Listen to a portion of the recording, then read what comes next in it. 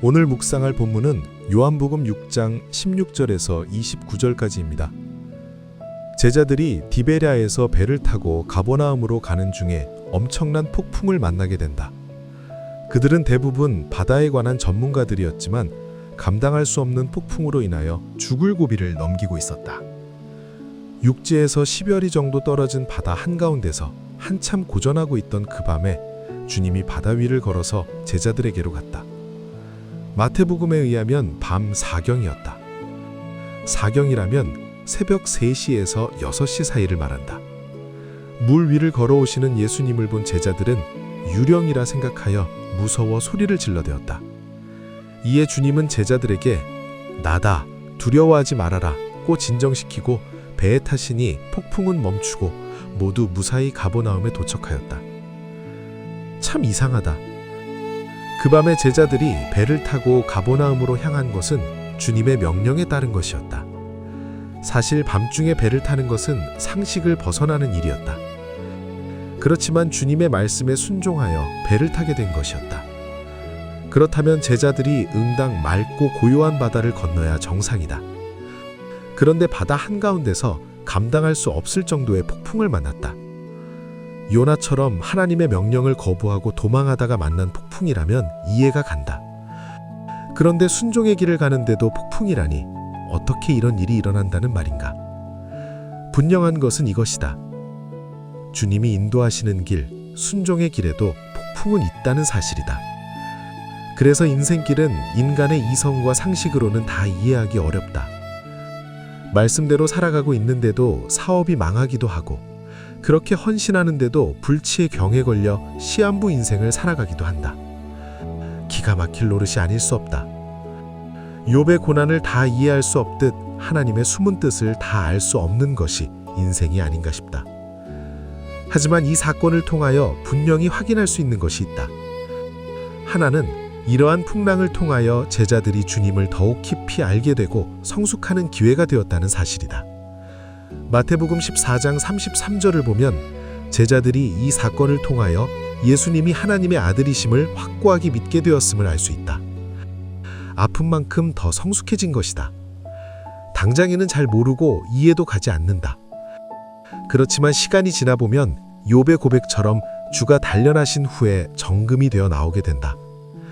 또 하나 분명히 확인할 수 있는 것은 이 풍랑이 더 큰 주님의 은혜를 체험하는 계기가 되었다는 사실이다.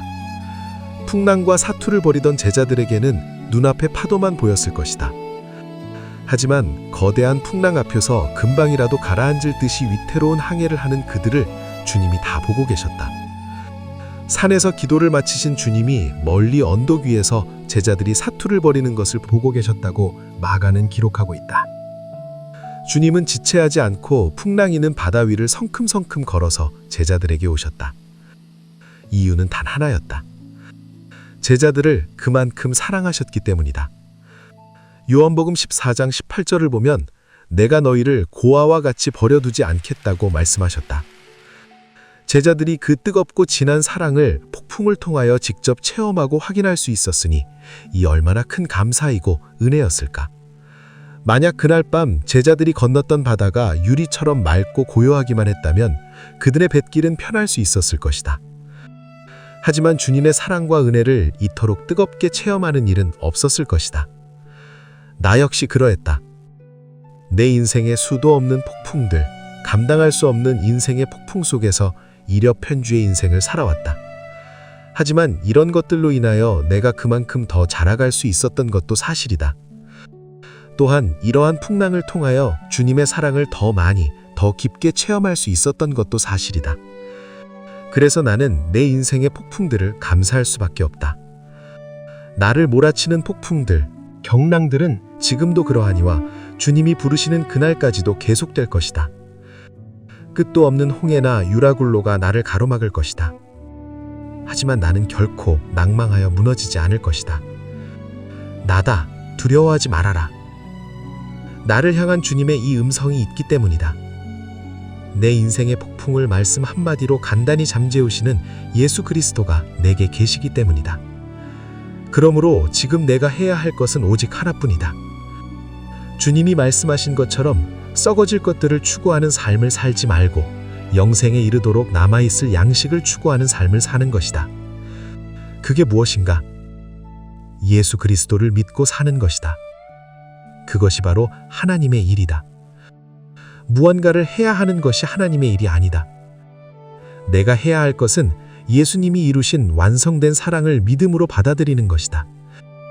그게 바로 내가 평생 가슴에 새겨야 할 하나님의 일이다. 하나님의 일은 뜬구름 잡는 어떤 추상적인 게 아니다. 예수 그리스도와 인격적 관계를 지속적으로 맺어가는 것이다. 관계라고 하는 것은 그 특성상 언제나 현재 진행형이어야 한다. 끊임없이 주님과 사랑과 관계를 맺어가며 교제하는 것, 그게 바로 내가 해야 할 하나님의 일인 것이다. 내가 매일 새벽마다 이렇게 말씀을 읽고 묵상하는 것이 그래서 중요한 것이다.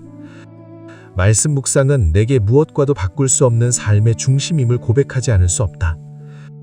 말씀 안에서 주님을 만나고 말씀 안에서 주님의 사랑을 다시금 확인하며 믿음의 삶을 살아갈 수 있으니 말이다.